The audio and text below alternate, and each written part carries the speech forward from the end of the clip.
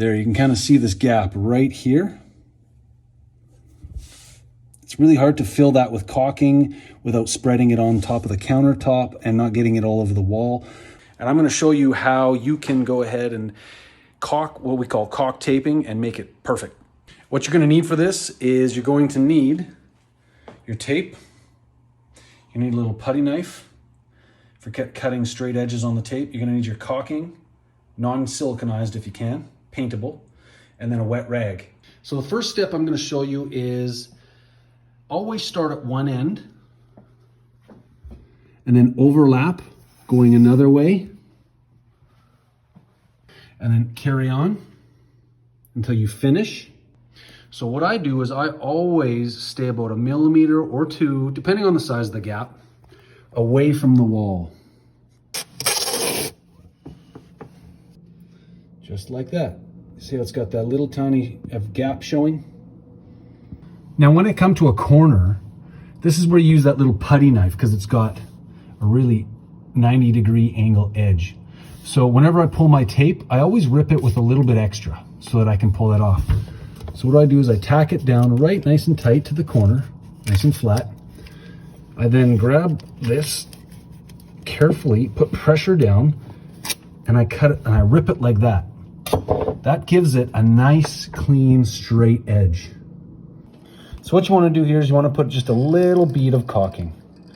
You don't want too much, but just enough. Now keep in mind, if you're doing this a different dark color, you might want dark caulking just to match a little bit better. But really what I'm doing here is I'm just putting a little bead of caulking. And I'm just gonna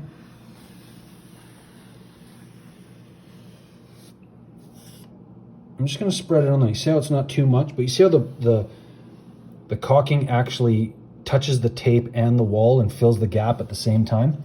Well, now I'm just going to go ahead and paint that.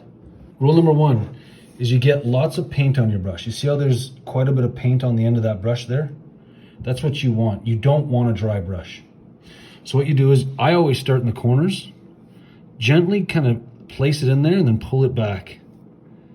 And then unload your brush. And I just want to get that top edge a little bit, nice and gently. I don't want to do this too many times. Just enough, just once or twice. I start here. I just go one way. Well, I can go both ways, but I just don't want to jam the caulking. And you got to move a little bit faster too, right? Got to keep going. Just like that, nice little fade. You see how how clean that looks?